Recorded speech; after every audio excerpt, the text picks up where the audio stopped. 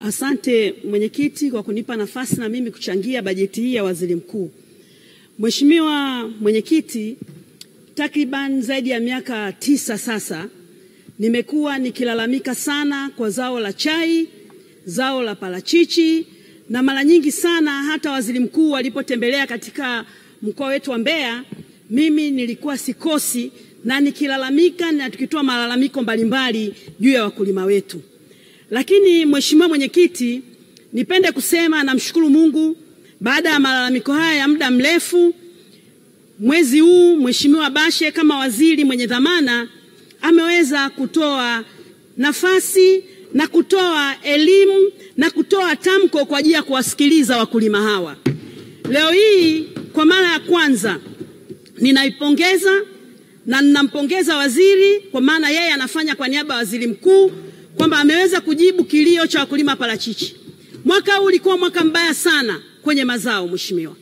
Parachichi ziliuzwa vibaya, lakini mheshimiwa waziri ameamua kuja na suluhisho. Na napenda niwaambie wabunge waelewe ni nini alisema kwenye siku ya wadau wa parachichi. Mheshimiwa mwenyekiti, wewe kama mwenyekiti pia wa kamati ya kilimo ulikuwepo. Baada ya kuona kilio kikubwa sana na uharibifu wa zao hili likiendelea, Mheshimiwa waziri ametoa maelekezo mahususi, na ninaamini waziri mkuu atakapopitishiwa bajeti hii ataenda kutekeleza yale ambayo waziri wa dhamana ameyasema. Kwanza kabisa ameweka kitu kinaitwa COPRA, amewekea nguvu kwa watu wa COPRA waweze kusimamia tasnia hii ya parachichi, kwa kumweka dada Helen kuwa ndo msimamizi pale, na tunaamini dada huyu kwa sababu wanawake wakiwa na jambo lao huwa wanafanya vizuri. Kwa hiyo tunaamini Helen atasimamia COPRA na atafanya maagizo ambayo mheshimiwa waziri amempa, na sisi tutamsaidia kuhakikisha anatimiza wajibu huo kwa wakulima wa parachichi. Kwanza kabisa ameona kuna umuhimu mheshimiwa waziri Bashe kununua magari zaidi ya 18 ya kuchimba visima kupeleka kwenye mashamba ya parachichi. Hii ni kwa mikoa 6 inayolima parachichi. Mheshimiwa mwenyekiti, hili ni jambo kubwa sana na la muhimu kwa wakulima, kwa sababu tumesema parachichi ni zao la kijani, ni dhahabu ya kijani, inaleta uchumi na inaongeza pato la taifa. Basi wazo hili la mheshimiwa Bashe kutoa fedha, na anasema ifikapo Aprili 30 magari haya yatakuwa tayari, mimi nipongeze kwa hilo. Mheshimiwa mwenyekiti, tunafahamu kabisa kwamba mbolea na viatilifu kwa ajili ya parachichi sasa hivi mheshimiwa amesema vitatoka kama ruzuku na fedha yake ipo, tunaamini inakwenda kutekelezeka na wakulima sasa wataenda kufanya. Wajibu wa mkulima sasa uliobaki ni kusimamia mazao hayo kwa uangalifu, kwa sababu swala sio kupanda tu mche na kuuacha, ni lazima usimamiwe na kufika kwenye viwango vya kimataifa ili tunapodai soko basi soko letu lipatikane. Mheshimiwa mwenyekiti, tunafahamu kabisa Mheshimiwa Bashe amezungumzia swala la kuongeza maafisa ugani. Ni ukweli usiopingika kwamba maafisa ugani hawatoshi, lakini mwisho wa siku kwa sababu zao hili limekuwa la kimkakati, basi amefikiria kuna namna ya kuongeza na kuhakikisha vijana hawa wanakuwepo kuwasaidia wakulima wetu. Mimi kwa hilo ninapongeza. Lakini pamoja na hayo mheshimiwa, swala la soko. Tumekuwa na soko la Ulaya kwa muda mrefu, lakini tumepata taarifa kutoka wizarani kwamba sasa India na China wanakwenda kununua parachichi za wakulima. Kwa hiyo swala la kuwa na mazao mashambani yanaozea pale kwetu sisi kama wakulima na tunaosimamia wakulima imetupa furaha ya kujua msimu unaokuja hatutatupa maparachichi yetu na kuuza kwenye viroba. Sasa basi soko liko tayari na ndugu zetu watasimamia ambao wamepewa dhamana kuhakikisha mwaka ujao basi hatutakuwa na kilio tena cha kuozesha parachichi. Nipongeze pia wizara. Mheshimiwa waziri mkuu, nimesoma katika bajeti yako umeelezea kwamba kuna magari zaidi ya 40 yananunuliwa, pikipiki 555.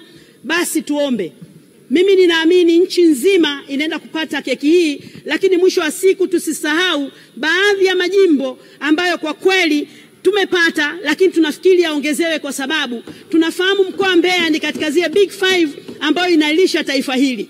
Basi katika mgawanyo tuhakikishe watu wa Mbeya hususan jimbo la Rungwe wanapata. Mmesema mnajenga nyumba, tujengewe basi hata sisi ataka jumba kamoja basi kwa maafisa ugani, msitusahau. Tunafahamu kabisa zao la parachichi lilianzia Rungwe, ijapokuwa ndugu zetu wa Njombe wamefanya kwa uzuri zaidi, basi msitusahau sisi, mkahakikisha katika mgawanyo huu ikiwemo visima tunapata katika jimbo letu. Mheshimiwa Waziri Mkuu, mimi ninatambua kabisa kwamba wewe ukisimamia mazao, kwenye korosho umefanya vizuri, kwenye ufuta umefanya vizuri, kwenye chai nimelalamika kati ule mwaka 2016 chai ya Rungwe ilikuwa shilingi 132 kwa kilo.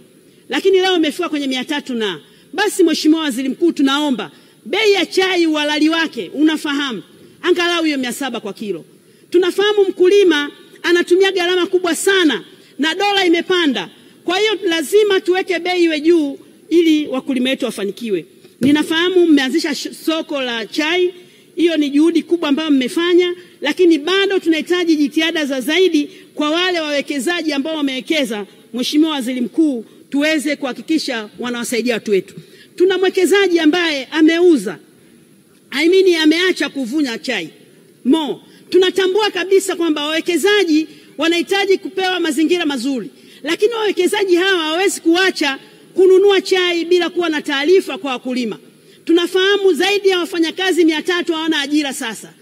Nakumbuka tarehe 30 mwezi wa 5 mwaka jana, Mheshimiwa Bashe alimwambia mwekezaji, tunaomba uvute muda ili tuweze kujipanga kama wananchi, kama taifa, tuone tunawasaidiaje watu hawa. Lakini mwekezaji alifunga. Pamoja na kwamba anaweza kawa na haki, tunaomba sheria za wawekezaji ziangaliwe upya. Tuwe tuna win-win.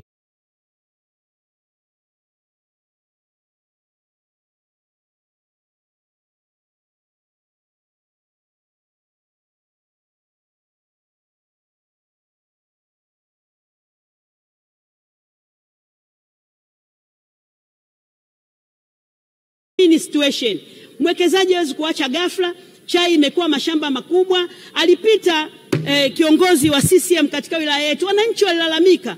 Leo hii mashamba ya chai yamekuwa yametupwa, hayana nafasi. Basi yale mashamba kama ni hivyo, mtupatie, tuwagaie vijana waweze kulima, vijana waweze kujenga, maana maeneo yale sasa yamekuwa mapoli, hayasaidii lolote. Lakini pamoja na hayo, hawa wananchi ambao wameachishwa kazi wapate haki yao ikiwepo NSSF. Ninaomba Mheshimiwa Waziri Mkuu ulichukulia hili na kulifanyia kazi. Mheshimiwa Waziri Mkuu, tunafahamu kabisa kwamba mazao mengine ya ndizi ni mazao ambayo ni ya msingi kabisa. Kuna nchi kama nchi za Jamaica zinanunua silaha kwa ndizi. Na sisi tunaamini ndizi ni zao zuri kama likisimamiwa vizuri. Viwanda vidogo vidogo vijengwe kwenye maeneo yetu. Tunawekezaji tuwaweke waje waangalie na kuwekeza na kuongeza thamani ya mazao yetu.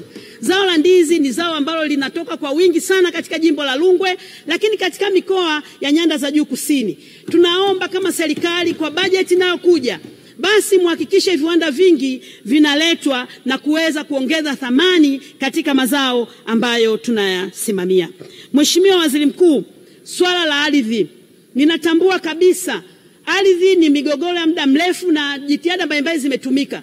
Basi kuna wawekezaji ambao wanachukua maeneo makubwa na hawayafanyii kazi na wanaondoa wananchi bila utaratibu. Tunaomba muweze kuyasimamia, wananchi hao wapate haki yao katika nchi ambao wamezaliwa, maana hawana sehemu nyingine ya kwenda. Baada ya kusema haya, kwa mara ya kwanza ninaunga mkono bajeti hii kwa sababu ninajua kuna mbolea ya parachichi inakuja, ninafahamu kuna visima vya parachichi vitachimbwa. Basi kwa maana hiyo sina sababu ya kuipinga, ninaiunga hoja mkono bajeti hii. Asante sana. Asante sana. Nimwite sasa Mheshimiwa Daktari Christine Shengo.